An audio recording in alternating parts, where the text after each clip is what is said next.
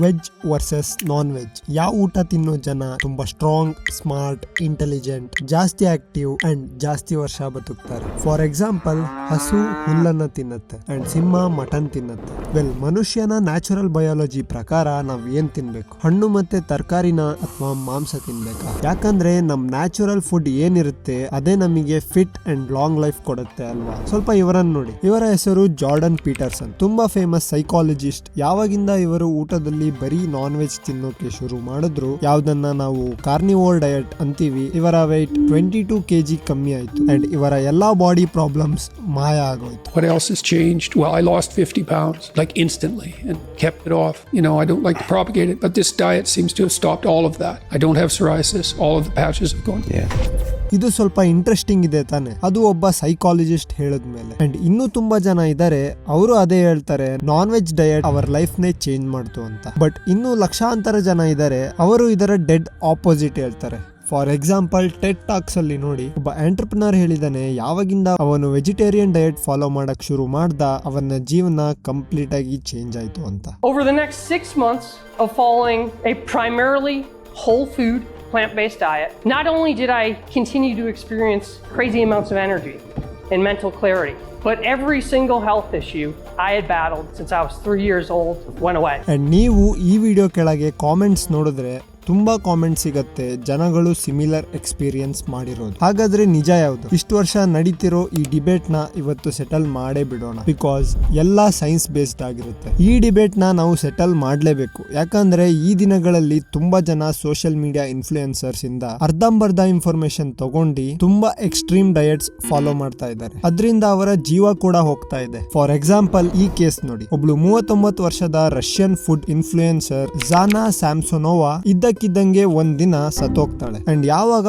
Post mortem ಅಲ್ಲಿ report ಬಂತಲ್ಲ, ಅವಾಗ ಗೊತ್ತಾಯ್ತು ಅವಳಿಗೆ ಅಪೌಷ್ಟಿಕತೆ ಅಂದ್ರೆ ಮಾಲ್ ನ್ಯೂಟ್ರಿಷನ್ ಇತ್ತು ಅಂತ. ಅಂಡ್ ಇದಕ್ಕೆ ಕಾರಣ ಏನ್ ಗೊತ್ತಾ? Strict vegan diet. ಈ madam healthy lifestyle promote ಮಾಡೋ ಕಾರಣದಿಂದ ಸ್ವಲ್ಪ ವರ್ಷಗಳಿಂದ ಸ್ಟ್ರಿಕ್ಟ್ ವೇಗನ್ ಡಯಟ್ ಫಾಲೋ ಮಾಡ್ತಾ ಇದ್ಲು. ಅದ್ರ ಡಿಸ್ಅಡ್ವಾಂಟೇಜ್ ಅಂಡ್ ಅಡ್ವಾಂಟೇಜ್ ಗೊತ್ತಿಲ್ದಲೆ. ಅಟ್ಲೀಸ್ಟ್ 70% ಜನಕ್ಕೆ ಆಗ್ಲೇ ಸ್ಟೇಜ್ 3 ವಿಟಮಿನ್ B12 ಕೊರತೆ ಇದೆ. ಇದರಿಂದ brain dysfunction, depression and even memory problems develop ಆಗಿದೆ. ಸೊ ವೆಜಿಟೇರಿಯನ್ ಡಯಟ್ ನಿಜವಾಗ್ಲೂ ಕೆಟ್ಟ ಡಯಟ್? ಈ ತರ ಇದ್ರೆ ಹಣ್ಣು ನಮಗೆ ಸ್ವೀಟ್ ಅಂತ ಏನಕ್ ಅನ್ಸುತ್ತೆ? ಇನ್ನು ತಿನ್ನು ಅಂತ ಏನಕ್ ಅನ್ಸುತ್ತೆ? ಬಟ್ ಹಸಿ ಮಾಂಸನ ನಾವು ಹಾಗೆ ತಿನ್ನೋಕೆ ಆಗೋದೇ ಇಲ್ಲ. ಸೊ ಮಾಂಸ ನಮ್ ನ್ಯಾಚುರಲ್ ಫುಡ್ ಹೇಗಾಗತ್ತೆ? ಹಿಸ್ಟಾರಿಕಲಿ ಮನುಷ್ಯರು ಏನ್ ತಿನ್ನೋಕ್ ಸೃಷ್ಟಿಯಾಗಿದ್ರು ಅಂಡ್ ಈ ದಿನಗಳಲ್ಲಿ ನಾವು ಯಾವ ಕೆಟ್ಟ ವಸ್ತುಗಳನ್ನ ತಿಂತಿದೀವಿ, ಅದು ನಾವು ತಿನ್ನೋಕ್ ಇರ್ಲೇ ಇರ್ಲಿಲ್ಲ. ಈ ಎಲ್ಲಾ ಕ್ವಶನ್ಸ್ ಆನ್ಸರ್ ತಿಳ್ಕೊಳ್ಳೋಕೆ ನಾವು ಇತಿಹಾಸದಲ್ಲಿ ಹಿಂದೆ ಹೋಗ್ಬೇಕು. ಆ ಟೈಮ್ ಅಲ್ಲಿ ಯಾವಾಗ ನಮ್ಮ ಪೂರ್ವಜರು ಈ ಭೂಮಿ ಮೇಲೆ ಕಾಲಿಟ್ರು, ಅವಾಗ ಅವರ ಮೊದಲ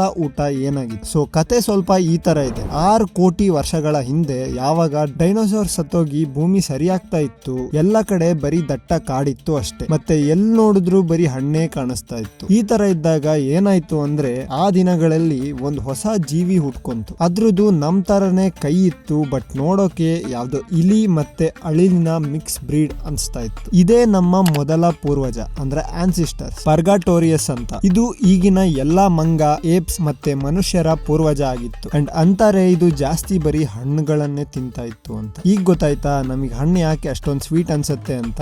ಯಾಕಂದ್ರೆ ಹಣ್ಣು ನಮ್ಮ ಮೊದಲ ಊಟ. ಇದಕ್ಕೆ ನೀವು ನೋಡ್ತೀರಾ, ಜಾಸ್ತಿ ಮಾಂಸಾಹಾರಿಗಳ ನಾಲ್ಗೆಗೆ ಸ್ವೀಟೇ ಗೊತ್ತಾಗಲ್ಲ. ಸೊ ಅದಕ್ಕೆ ಅವು ಸ್ವೀಟ್ ನ ಇಷ್ಟಪಡಲ್ಲ. ಯಾಕಂದ್ರೆ ಅವಕ್ಕೆ ಹಣ್ಣುಗಳ ಸ್ವೀಟ್ನೆಸ್ಸೇ ಗೊತ್ತಾಗಲ್ಲ. ಬರೀ ನಾವು ಮನುಷ್ಯರು ಮತ್ತೆ ಮಂಗಗಳು ಇಷ್ಟು ವರ್ಷಗಳ ಎವಲ್ಯೂಷನ್ ಆದ್ರೂ ಹಣ್ಣುಗಳ ಸ್ವೀಟ್ನೆಸ್ ನ ಎಂಜಾಯ್ ಮಾಡಬಹುದು. ಸೈನ್ಸ್ ಪ್ರಕಾರ ಇದರಲ್ಲಿ ಏನು ಚರ್ಚೆ ಇಲ್ಲ. ನಾವು ವೆಜಿಟೇರಿಯನ್ ಡಯಟ್ ಇಂದನೇ ಊಟ ಶುರು ಮಾಡಿದ್ದು. ಬಟ್ ಆಕ್ಚುಲಿ ಇದು ಪ್ರೂವ್ ಮಾಡತ್ತಾ ದಟ್ ಈಗಿನ ದಿನಗಳಲ್ಲೂ ನಮ್ ದೇಹ ವೀಗನ್ ಡಯಟ್ ಗೋಸ್ಕರನೇ ಸೃಷ್ಟಿಯಾಗಿದೆಯಾ ಅಂತ? ನೋ. ಇವತ್ತಿಂದ 1.5 ಕೋಟಿ ವರ್ಷಗಳ ಮುಂಚೆ ಪರ್ಗಾಟೋರಿಯಸ್ ಎವಾಲ್ವ್ ಆಗೋಕೆ ಶುರು ಆಯ್ತು.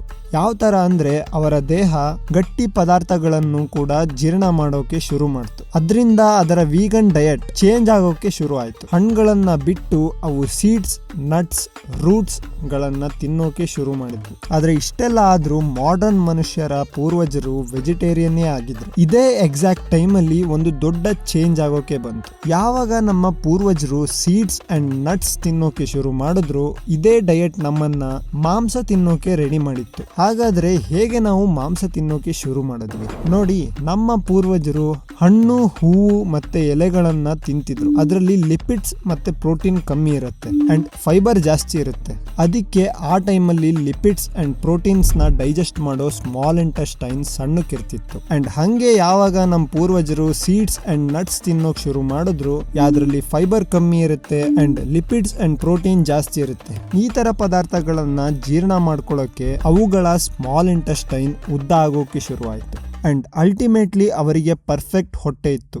ಅದು ವೆಜಿಟೇರಿಯನ್ ಊಟನೂ ಜೀರ್ಣ ಮಾಡಬಹುದಿತ್ತು ಅಂಡ್ ಸ್ವಲ್ಪ ಸ್ವಲ್ಪ ಮಾಂಸನೂ ಜೀರ್ಣ ಮಾಡ್ಕೋಬಹುದಿತ್ತು. ಒಂದ್ ಕಡೆ ಮಾಂಸನ ಜೀರ್ಣ ಮಾಡ್ಕೊಳ್ಳೋ ಅಷ್ಟು ಶಕ್ತಿ ಇದ್ರೂ, ಇನ್ನೊಂದ್ ಕಡೆ ಓಡಾಡೋ ಜೀವಿಗಳನ್ನ ಅವರ ಊಟ ಅಂತ ನೋಡೋ ಯೋಚನೆ ಅವರಿಗೆ ಇನ್ನೂ ಬಂದಿರಲಿಲ್ಲ. ನ್ಯಾಚುರಲಿ ನಮ್ಮ ಪೂರ್ವಜರಿಗೆ ಒಂದು ಟ್ರಿಗರ್ ಬೇಕಿತ್ತು, ಬೇಟೆ ಮಾಡುವಂತ ಒತ್ತಾಯ ಮಾಡೋಕೆ. ಅಂಡ್ ಈ ಟ್ರಿಗರ್ 25 ಲಕ್ಷ ವರ್ಷಗಳ ಹಿಂದೆ ಯಾವಾಗ ದಟ್ಟ ಕಾಡುಗಳು ಹೋಗಿ ಓಪನ್ ಗ್ರಾಸ್ ಲ್ಯಾಂಡ್ ಆಯ್ತು, ಆ ದಿನಗಳಲ್ಲಿ ಪ್ರತಿ ವರ್ಷ ಜನವರಿಯಿಂದ ಏಪ್ರಿಲ್ ತನಕ ಬರಗಾಲ ಇರ್ತಿತ್ತು. ಇಷ್ಟೆಲ್ಲ ಆದ್ರೂ ಸ್ವಲ್ಪ ಪೂರ್ವಜರು ಅವಶ್ಯಕತೆ ಇದ್ರೂ ಬೇಟೆಗಳನ್ನ ಅವಾಯ್ಡ್ ಮಾಡಿ ಅದ್ರ ಬದಲಿಗೆ ಲೋ ಕ್ವಾಲಿಟಿ ಗಿಡಗಳನ್ನ ತಿಂದು ಜೀವನ ನಡೆಸ್ತಾ ಇದ್ವು. ಸೊ ಅದರಿಂದ ಅವುಗಳು ನಾಶ ಆದ್ವು. ಬಟ್ ಇನ್ನೊಂದ್ ಕಡೆ ಸ್ವಲ್ಪ ಪೂರ್ವಜರು ಸತ್ತಿರೋ ಪ್ರಾಣಿಗಳನ್ನ ಅಂಡ್ ಹುಳಗಳನ್ನ ತಿನ್ನೋಕೆ ಶುರು ಮಾಡಿದ್ರು. ಅಂಡ್ ಇದೇ ಹೈ ಪ್ರೋಟೀನ್ ಡಯಟ್ ಇಂದನೇ ಜಾಸ್ತಿ ಬುದ್ಧಿ ಇರೋ ಮನುಷ್ಯರಾಗಿ ಎವಾಲ್ವ್ ಆದ್ರು. ಅಂಡ್ ಇದೇ ಕಾರಣದಿಂದ ನಮ್ಮ ಹತ್ರ ಇರೋ ಈ ಜಾಸ್ತಿ ಬುದ್ಧಿಯಿಂದ ಎಥಿಕ್ಸ್, ಮಾರಲ್ ಅಂಡ್ ರಿಲಿಜಿಯನ್ ಕಡೆಯಿಂದ ನಾವು ನಾನ್ ವೆಜ್ ಬಿಡೋಕೆ ಆಗ್ತಾ ಇದೆ. ಆ ಬ್ರೈನ್ ಕೂಡ ನಾನ್ ವೆಜ್ ಇಂದೇ gift in the first place. ಇಷ್ಟೆಲ್ಲ ಕೇಳಿ ನಿಮ್ ತಲೆಯಲ್ಲಿ ನ್ಯಾಚುರಲ್ ಆಗಿ ಒಂದು ಕ್ವಶನ್ ಬಂದಿರುತ್ತೆ, ಹಾಗಾದ್ರೆ ಯಾಕೆ ನಾವು ಕಂಪ್ಲೀಟ್ ಆಗಿ ನಾನ್ ವೆಜಿಟೇರಿಯನ್ ಆಗಿಲ್ಲ,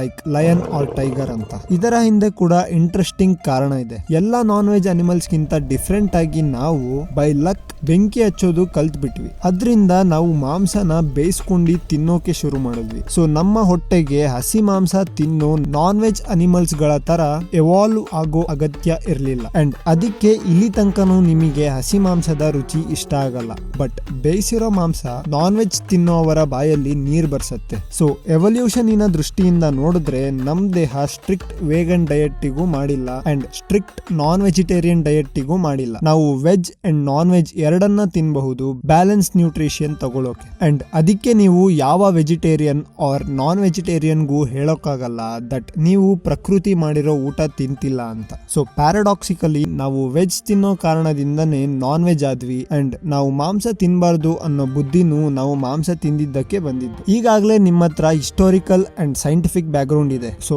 ಈಗ ಅರ್ಥ ಮಾಡ್ಕೊಳ್ಳೋಣ veg and non veg diet ಅಲ್ಲಿ ಯಾವುದು ನಮ್ ದೇಹಕ್ಕೆ ಅಂಡ್ ಆರೋಗ್ಯಕ್ಕೆ ಬೆಸ್ಟ್ ಅಂತ. ನಾವು ಸೈಂಟಿಫಿಕ್ ಆಗಿ 4 ಬೇಸಿಸ್ ಮೇಲೆ ಕಂಪೇರ್ ಮಾಡೋಣ ಅಲ್ಟಿಮೇಟ್ ವಿನ್ನರ್ ನ ಡಿಸೈಡ್ ಮಾಡೋಕೆ. Let's start. First basis strength. ಏನ್ ಅನ್ಸುತ್ತೆ ನಿಮಗೆ, ವೆಜಿಟೇರಿಯನ್ ಪವರ್ಫುಲ್ ಅಥವಾ ನಾನ್ ವೆಜಿಟೇರಿಯನ್ ಜಾಸ್ತಿ ಪವರ್ಫುಲ್? ಈ ಕೇಸಲ್ಲಿ 19th ಸೆಂಚುರಿದು ಒಬ್ಬ ಜರ್ಮನ್ ಬಾಡಿ ಬಿಲ್ಡರ್ ಇದ್ದಾನೆ, ಯುಗೆನ್ ಸ್ಯಾಂಡೋ ಅಂತ. ತುಂಬಾ ಫೇಮಸ್ ಇದ್ದಾನೆ, ನೀವು ಕೇಳಿರಬಹುದು ಇವನ್ ಬಗ್ಗೆ. ಅವರನ್ನ father of modern body building ಅಂತಾರೆ. ಅವನು ಯಾವಾಗ್ಲೂ ಹೇಳ್ತಿದ್ದ ಹೈ ಮೀಟ್ ಡಯಟ್, ಯಾವ್ದ್ರಲ್ಲಿ ಮೊಟ್ಟೆ, ಹಾಲು ಮತ್ತೆ ಬೇರೆ ಅನಿಮಲ್ ಪ್ರಾಡಕ್ಟ್ಸ್ ಇದೆ ಅಲ್ವಾ, ಅವು ಯಾವಾಗ್ಲೂ ಬೆಸ್ಟ್ ಇರುತ್ತೆ ಮಸಲ್ ಗ್ರೋತ್ ಅಂಡ್ ಸ್ಟ್ರೆಂತ್ ಗೆ. ಅಂಡ್ ಈ ಹೇಳಿಕೆನ 21st ಸೆಂಚುರಿಯಲ್ಲಿ ತುಂಬಾ ಸ್ಟಡೀಸ್ ಸಪೋರ್ಟ್ ಮಾಡ್ತಾ ಇದಾವೆ. ಬಟ್ ನಿಜವಾಗ್ಲೂ ಹೇಳ್ಬೇಕಂದ್ರೆ ನಿಜವಾದ ಪವರ್ ಮಸಲ್ ಕಿಂತ ಮೂಳೆಗಳಲ್ಲಿರುತ್ತೆ. ಯಾಕಂದ್ರೆ ನೀವು ತೆಳ್ಳಗಿದ್ರು ಪರವಾಗಿಲ್ಲ, ಒಂದ್ ಗ್ಯಾಸ್ ಸಿಲಿಂಡರ್ ಎತ್ಬಹುದು. ಬಟ್ ನಿಮಗೆ ಈಗ ಬೋನ್ ಕ್ಯಾನ್ಸರ್ ಅಂಡ್ ಮೂಳೆಗಳ ಕಾಯಿಲೆ ಇದ್ರೆ ನೀವು ಎಷ್ಟೇ ಮಸ್ಕ್ಯುಲರ್ ಇದ್ರೂ ಒಂದ್ ಸಿಂಪಲ್ ಆಗಿರೋ ಸೂಟ್ ಕೇಸ್ನು ಎತ್ತೋಕ್ಕಾಗಲ್ಲ. ಸೊ ಮೂಳೆಗಳ ಶಕ್ತಿಗೆ ಯಾವ ಡಯಟ್ ಬೆಸ್ಟ್? ಈ ಜರ್ನಲ್ಸ್ ಗಳ ಪ್ರಕಾರ ತುಂಬಾ ಕೇಸಸ್ ಗಳಿದಾವೆ. ಅದರಲ್ಲಿ ತುಂಬಾ ಜನಕ್ಕೆ ಕ್ಯಾಲ್ಸಿಯಂ ಡೆಫಿಷಿಯನ್ಸಿಯಿಂದ ಬೋನ್ ಡೆನ್ಸಿಟಿ ಕಮ್ಮಿ ಆಗೋಕೆ ಶುರು ಆಯ್ತು. ಅದರಿಂದ ಫ್ರಾಕ್ಚರ್ ಆಗೋ ರಿಸ್ಕ್ 30% ಜಾಸ್ತಿ ಆಯ್ತು. ತಿಳ್ಕೊಳಕ್ ಇಷ್ಟನಾ ಅವ್ರು ಯಾವ ತರ ಡಯಟ್ ಫಾಲೋ ಮಾಡ್ತಿದ್ರು ಅಂತ? ಅವರಷ್ಟು ಜನ ವೀಗನ್ಸ್ ಆಗಿದ್ರು. ವೀಗನ್ ಊಟ ತಿನ್ನೋದ್ರಿಂದ ಅವರಿಗೆ ತುಂಬಾ ಕಮ್ಮಿ ಕ್ಯಾಲ್ಸಿಯಂ ಸಿಗ್ತಾ ಇತ್ತು. Non vegetarian diet vegetarian diet ಕಿಂತ ಬೆಟರ್ ಇದೆ. ಬಟ್ ನೀವು ವೆಜಿಟೇರಿಯನ್ ಆದ್ರೆ ಸ್ವಲ್ಪ ಪ್ಲಾನಿಂಗ್ ಮಾಡಿ ಕ್ಯಾಲ್ಸಿಯಂ ಜಾಸ್ತಿ ಇರೋ ಪ್ಲಾಂಟ್ ಬೇಸ್ಡ್ ಫುಡ್ ತಿಂದ್ರೆ ನೀವು ಕೂಡ ಒಳ್ಳೆ ಪವರ್ಫುಲ್ ಆಗೇ ಇರ್ತೀರಾ. ನೆಕ್ಸ್ಟ್ ಬೇಸಿಸ್ ಏನು ಅಂದ್ರೆ ಪರ್ಫಾರ್ಮೆನ್ಸ್. ಇದರಲ್ಲಿ ಸ್ಟ್ಯಾಮಿನಾ ಬರುತ್ತೆ. ಇದ್ರಲ್ಲಿ ಏನ್ ಅನ್ಸತ್ ನಿಮಗೆ, ಯಾರು ಗೆಲ್ತಾರೆ? ಬನ್ನಿ ನೋಡೋಣ. ಅಮೆರಿಕದ ಅಮೆರಿಕಾದಲ್ಲಿ ಸ್ಕಾಟ್ ಜುರೆಕ್ ಅಂತ ಒಬ್ಬ ಅಲ್ಟ್ರಾ ಮ್ಯಾರಥಾನ್ ರನ್ನರ್ ಇದ್ದಾನೆ. ಅವನ ಬುಕ್ ಈಟ್ ಅಂಡ್ ರನ್ ಅಲ್ಲಿ ಅವನಷ್ಟು ಮ್ಯಾರಥಾನ್ ಅಲ್ಲೂ ಒಂದು ಪ್ಲಾಂಟ್ ಬೇಸ್ಡ್ ಊಟದಿಂದ ಗೆದ್ದ ಅಂತ ಹೇಳಿದಾನೆ. ಯಾಕಂದ್ರೆ ನಾನ್ ವೆಜ್ ಊಟ ಡೈಜೆಸ್ಟ್ ಮಾಡ್ಕೊಳ್ಳೋಕೆ ಜಾಸ್ತಿ ನೀರು ವೇಸ್ಟ್ ಆಗುತ್ತೆ. ಸೊ ನಾನ್ ವೆಜ್ ಜನಗಳು ಬೇಗ ಡಿಹೈಡ್ರೇಟ್ ಆಗ್ತಾರೆ. ಸೊ ಅದಕ್ಕೆ ಅವರಿಗೆ ಸ್ಟ್ಯಾಮಿನಾ ಕಮ್ಮಿ ಇರುತ್ತೆ. ಅಂಡ್ ಮತ್ತೊಂದು ಫ್ಯಾಕ್ಟ್ ಏನು ಅಂದ್ರೆ vegetarian diet high carbohydrate diet ಆಗಿರುತ್ತೆ. ಸೊ 1 ಗ್ರಾಮ್ ಕಾರ್ಬೋಹೈಡ್ರೇಟ್ ಗೆ 3 ಗ್ರಾಮ್ ವಾಟರ್ ನ ಬಾಡಿ ರಿಟೈನ್ ಮಾಡ್ಕೊಳ್ಳುತ್ತೆ. ಸೊ ವೆಜ್ ಡಯಟ್ ನಮಗೆ ಎಕ್ಸ್ಟ್ರಾ ಹೈಡ್ರೇಷನ್ ಕೊಡುತ್ತೆ. ಅದರಿಂದ ನಾವು ಲಾಂಗ್ ಡಿಸ್ಟೆನ್ಸ್ ರನ್ ಮಾಡಬಹುದು. ಸೊ ಪರ್ಫಾರ್ಮೆನ್ಸ್ ಗೆ ವೆಜಿಟೇರಿಯನ್ ಯಾವಾಗ್ಲೂ ಬೆಸ್ಟ್ ಇರುತ್ತೆ ನಾನ್ ವೆಜ್ ಗೆ ಕಂಪೇರ್ ಮಾಡಿದ್ರೆ. ಥರ್ಡ್ ಬೇಸಿಸ್ ಮೇಲೆ ಮಾತಾಡೋಣ, ಬ್ರೈನ್ ಪವರ್. ನಾವು ಎವಲ್ಯೂಷನ್ ಅಲ್ಲಿ ಆಗ್ಲೇ ನೋಡಿದ್ವಿ, ನಾವು ನಾನ್ ವೆಜ್ ತಿಂದಿದ್ದಕ್ಕೇನೆ ನಮ್ ಬ್ರೈನ್ ಡೆವಲಪ್ ಆಗೋಕೆ ಸಾಧ್ಯ ಆಗಿತ್ತು. ಸೊ ಬ್ರೈನ್ ಪವರ್ ಅಲ್ಲಿ ನಾನ್ ವೆಜ್ ಗೆ ಪಾಯಿಂಟ್ ಸಿಗುತ್ತೆ. ಇಲ್ಲಿ ತನಕ 2 ಡಯಟ್ಸ್ಗೂ 2 ಪಾಯಿಂಟ್ ಸಿಕ್ಕಿದೆ. ಸೊ ಈಗ 2 ಟೈ ಆಗಿದೆ. ವಿನ್ನರ್ ತಿಳ್ಕೊಳ್ಳೋಕೆ ಇನ್ನೊಂದು ಬೇಸಿಸ್ ಬೇಕು ಅಂಡ್ ಇದು ತುಂಬಾ ಇಂಪಾರ್ಟೆಂಟ್, ಡಿಸೀಸಸ್ ಅಂಡ್ ಲಾಂಜೆವಿಟಿ. ಅಂದ್ರೆ ಯಾರು ಜಾಸ್ತಿ ವರ್ಷ ಬದುಕ್ತಾರೆ. ನಾವು ರೋಗಗಳಿಂದ ಸಾವುಗಳನ್ನ ನೋಡಿದ್ರೆ ಲೈಕ್ ಹಾರ್ಟ್ ಕಾಯಿಲೆ, ಕ್ಯಾನ್ಸರ್ ಅಲ್ಲಿ ಸ್ವಲ್ಪ ಕತೆ ಚೇಂಜ್ ಆಗತ್ತೆ. ಒಂದ್ ಸ್ಟಡಿ ಪ್ರಕಾರ ವೆಜಿಟೇರಿಯನ್ಸ್ ಇಂದು ಹಾರ್ಟ್ ಡಿಸೀಸ್ ಇಂದ ಸಾವಾಗೋದು 24% ಕಮ್ಮಿ ಇತ್ತು ನಾನ್ ವೆಜ್ ಪೀಪಲ್ ಗೆ ಕಂಪೇರ್ ಮಾಡಿದ್ರೆ. ಟ್ವಿಸ್ಟ್ ಏನು ಅಂದ್ರೆ ರೆಡ್ ಮೀಟ್ ತಿನ್ನೋರಿಗೆ ಹಾರ್ಟ್ ಅಟ್ಯಾಕ್ ಜಾಸ್ತಿ ಇದೆ, ಬಟ್ ಬರೀ ಫಿಶ್ ತಿನ್ನೋರಿಗೆ ಹಾರ್ಟ್ ಅಟ್ಯಾಕ್ ವೆಜಿಟೇರಿಯನ್ ಕಿಂತ ಕಮ್ಮಿ ಇದೆ. ಸೊ ಹಾರ್ಟ್ ಡಿಸೀಸ್ ಅಲ್ಲಿ ಯಾವ ಸ್ಪೆಸಿಫಿಕ್ ಡಯಟ್ ಕೆಟ್ಟದು ಅಂತ ಹೇಳೋಕೆ ಆಗಲ್ಲ. ಬಟ್ ನಾನ್ ವೆಜ್ ಫುಡ್ ಗಳಲ್ಲಿ ಒಂದು ಪ್ರಾಬ್ಲಮ್ ಇದೆ. 2012 ಅಲ್ಲಿ ಸ್ವಲ್ಪ ರಿಸರ್ಚರ್ಸ್ ನಮ್ ಡಯಟ್ ಇಂದ ನಮ್ ಸ್ಟ್ರೆಸ್ ಲೆವೆಲ್ ಗೆ ಏನಾಗತ್ತೆ ಅಂತ ಚೆಕ್ ಮಾಡಿದಾಗ ಗೊತ್ತಾಯ್ತು, ಡಯಟ್ಸ್ ಯಾವ್ದ್ರಲ್ಲಿ ಸ್ಯಾಚುರೇಟೆಡ್ ಫ್ಯಾಟ್ಸ್ ಅಂಡ್ ಪ್ರೋಟೀನ್ ಜಾಸ್ತಿ ಇರುತ್ತೆ ಲೈಕ್ ಮಟನ್, ಅದನ್ನ ಡೈಲಿ ತಿಂದ್ರೆ ನಮ್ ದೇಹದಲ್ಲಿ ಸ್ಟ್ರೆಸ್ ಹಾರ್ಮೋನ್ ಜಾಸ್ತಿ ರಿಲೀಸ್ ಆಗುತ್ತೆ. ಅಂಡ್ ಸ್ಟಡೀಸ್ ಅಲ್ಲಿ ಒಂದ್ ಇಂಟ್ರೆಸ್ಟಿಂಗ್ ಅಬ್ಸರ್ವೇಷನ್ ಗೊತ್ತಾಯ್ತು, ಪ್ರೆಗ್ನೆಂಟ್ ವುಮೆನ್ ಯಾರು ಡೈಲಿ ನಾನ್ ವೆಜ್ ತಿಂತ ಇದ್ರು like fish and mutton etcetera,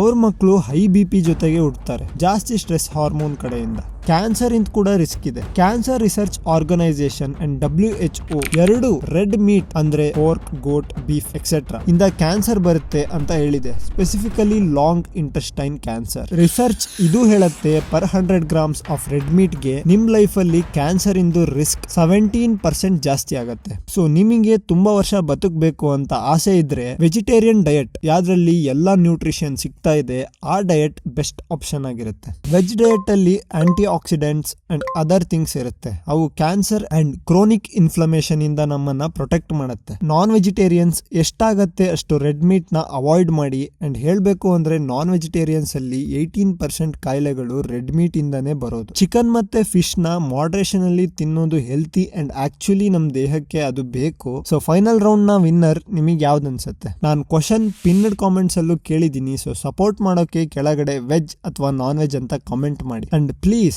ನೀವು ಯಾವುದೇ ಡಯಟ್ ಚೂಸ್ ಮಾಡಿದ್ರು ಅದರಲ್ಲಿ ಎಲ್ಲಾ ನ್ಯೂಟ್ರಿಷನ್ ಸಿಗ್ತಾ ಇದೆಯಾ ನೋಡಿ. ಅಂಡ್ ನೋಡಿ, ಫಸ್ಟ್ ನಾವು ಚಾಯ್ಸ್ ಮಾಡ್ತೀವಿ ಅಂಡ್ ಆ ಚಾಯ್ಸ್ ನಮ್ಮನ್ನ ಮಾಡತ್ತೆ. ಈ ವಿಡಿಯೋದಿಂದ ನಿಮಗೆ ಏನಾದ್ರೂ ಕಲಿಯೋಕ್ ಸಿಕ್ಕರೆ ಎಷ್ಟಾಗತ್ತೆ ಅಷ್ಟು ಈ ವಿಡಿಯೋನ ನಿಮ್ ಫ್ಯಾಮಿಲಿ, ಫ್ರೆಂಡ್ಸ್ ಎಲ್ಲರ ಹತ್ರ ಶೇರ್ ಮಾಡಿ. ಬಾಯ್.